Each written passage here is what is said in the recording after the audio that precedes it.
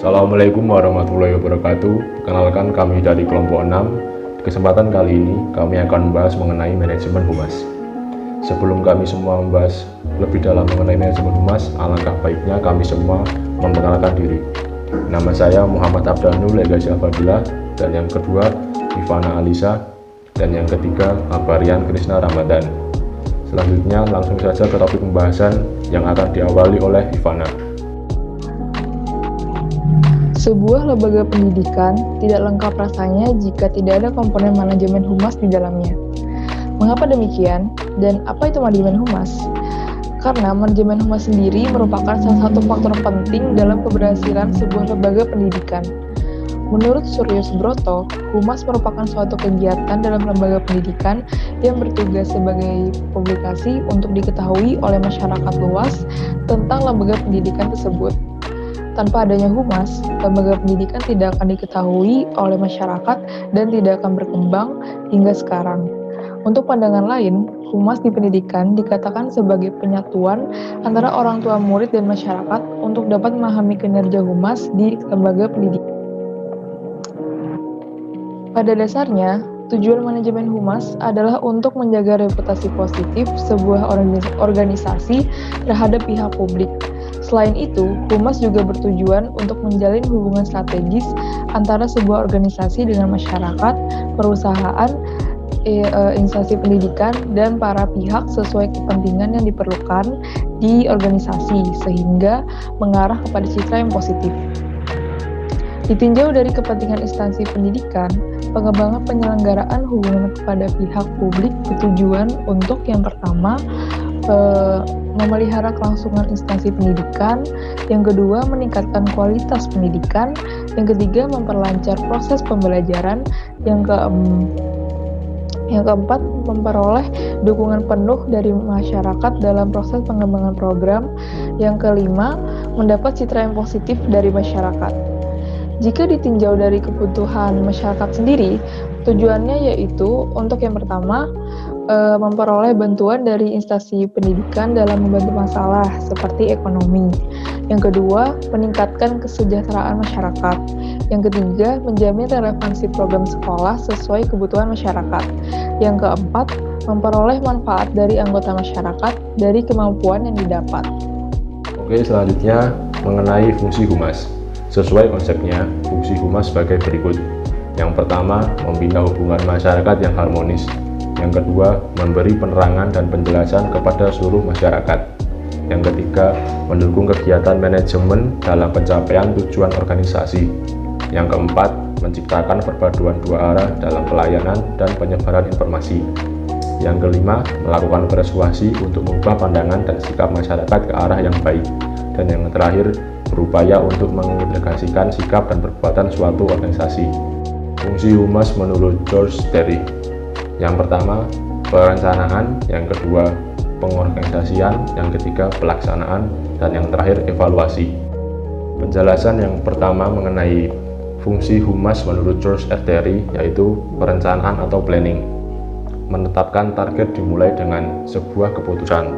Yang kedua, merumuskan tujuan saat ini sebagai bahan acuan ke depannya.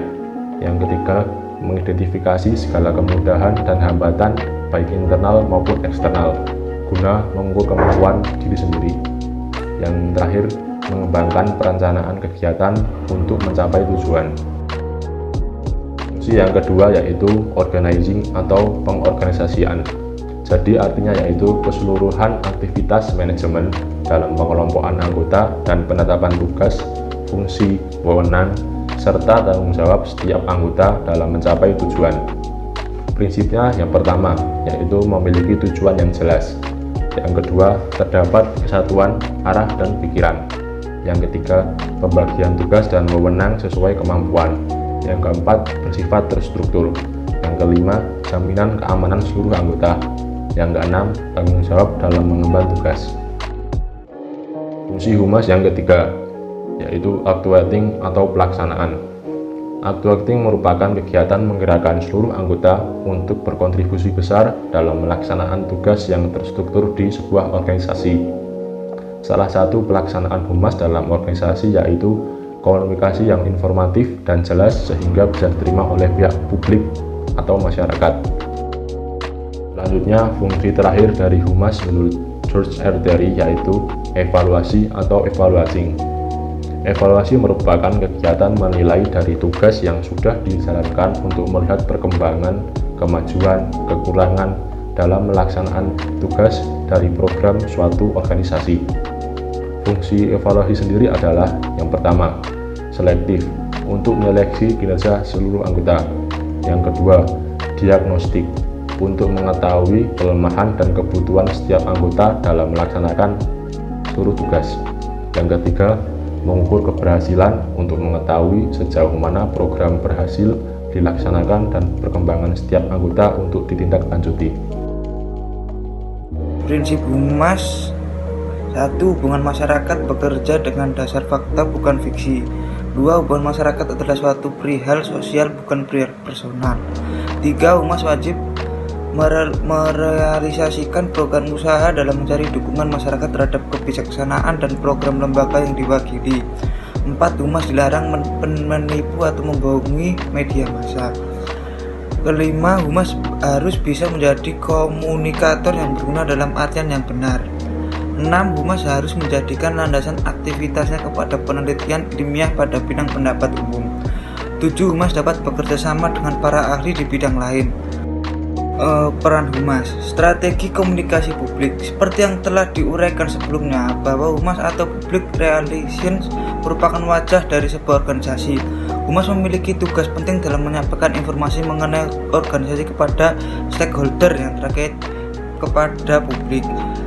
Setiap bagian humas akan dilengkapi dengan kontak center yang memungkinkan untuk menerima keluhan dan merupakan tempat di mana masyarakat atau publik dapat memperoleh informasi lengkap mengenai organisasi seperti televisi, sarana marketing yang handal. Humas juga menjadi bagian penting dalam strategi marketing sebuah organisasi, terutama bagi organisasi yang bergerak di bidang produksi produk. Tentu bagian humas bisa menjadi motor penggerak dalam meningkatkan penjualan produk. Selain ini juga citra positif organisasi di mata masyarakat akan meningkat, di mana akan ada banyak orang yang mungkin ingin bergabung di dalamnya.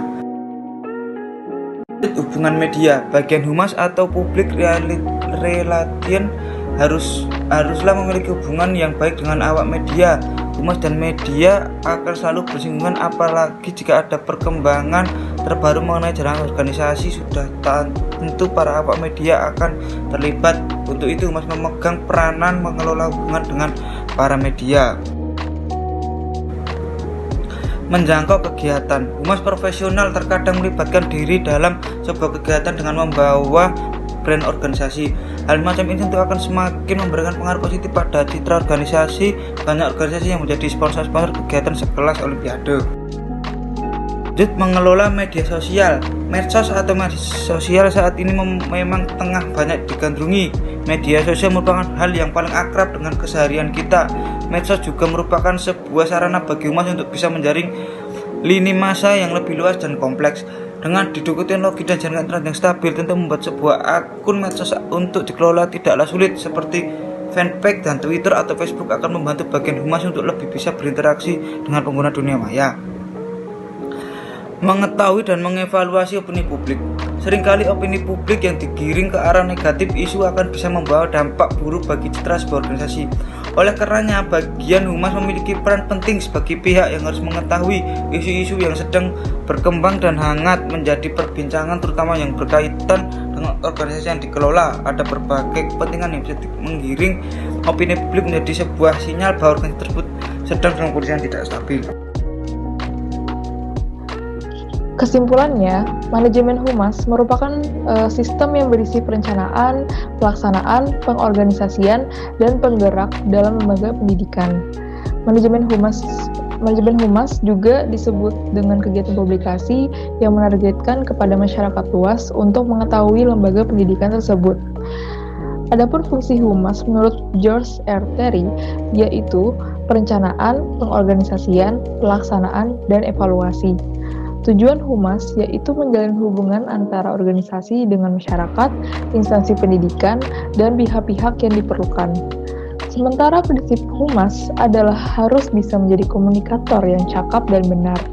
Yang terakhir, peran humas adalah menjadi strategi komunikasi publik dan mengetahui sekaligus mengevaluasi opini publik. Mungkin itu saja penjelasan mengenai manajemen humas dari kelompok 6.